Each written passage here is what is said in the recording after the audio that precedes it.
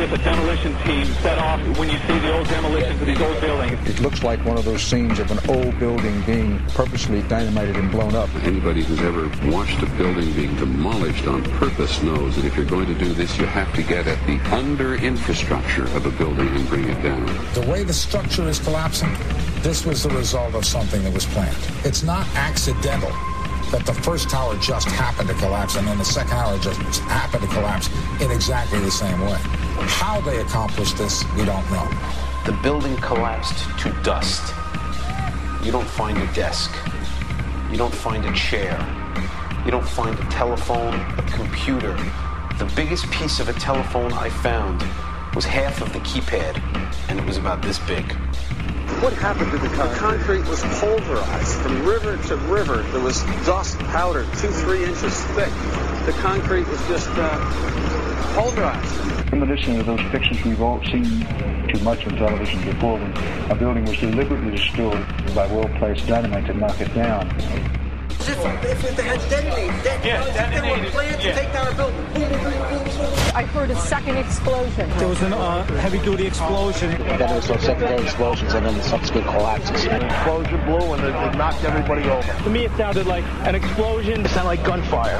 Bang, bang, bang, bang, bang. And then all of a sudden, 3 big explosions. We heard a big explosion coming down. And then the entire top of the building just blew up. We saw some kind of explosion. By the force of the explosions. Big explosion. Blew us back into the 8th floor. Then we get to the lobby. This is a big explosion.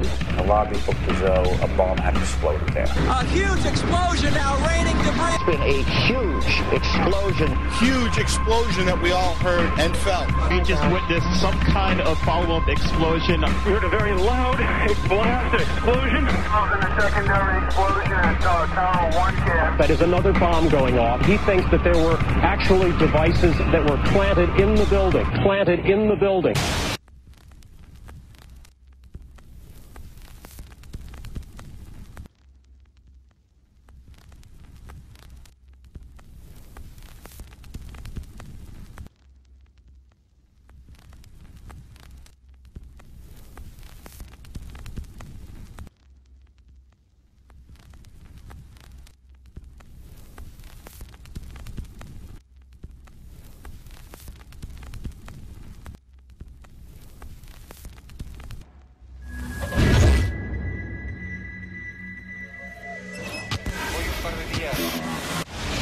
I don't think anybody could have predicted that they would try to use an airplane as a missile, a hijacked airplane as a missile. Nobody in our government, at least, and I don't think the prior government that could envision flying airplanes into buildings.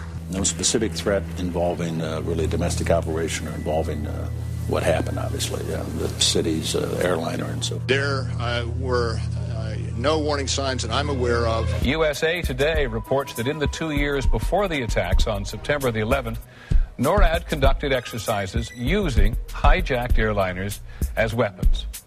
And one target was the World Trade Center.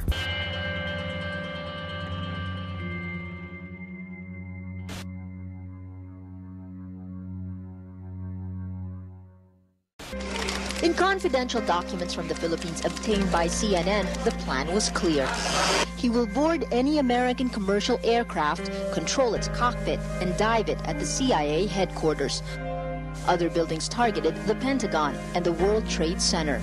Security in counterterrorism was blinking red, in the words of George Tenet, that the warnings of an imminent attack were so severe that something dramatic should have been done. It was unparalleled. Instead, our president went on a month-long vacation.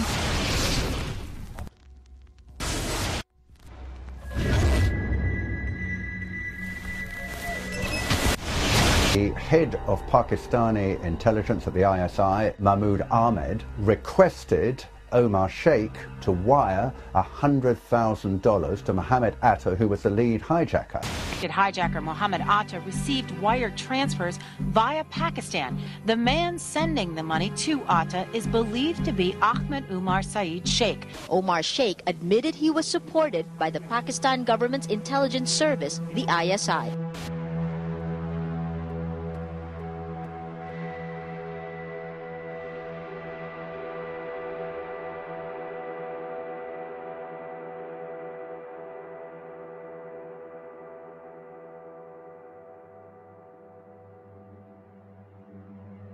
although we are told that 4 or 5 of the alleged hijackers were on each of the flights. If so, their names should have been on the flight manifests. But the flight manifests that have been released contain neither the names of the alleged hijackers nor any Arab names whatsoever. We know that the men who were supposedly the hijackers had their houses, cars, credit cards paid for by the U.S. government. They were, in truth, agents. Evidence was also apparently planted. The passport of one of the hijackers on Flight 11 was allegedly found in the rubble. Goes through the fireball, through the side of the plane, and comes down the ground unscathed. But something happened. For 6 months, they reported they had this passport. Boy, we've got it. We've got the proof. And then the guy stood up and was alive. Several of these 19 men are still alive.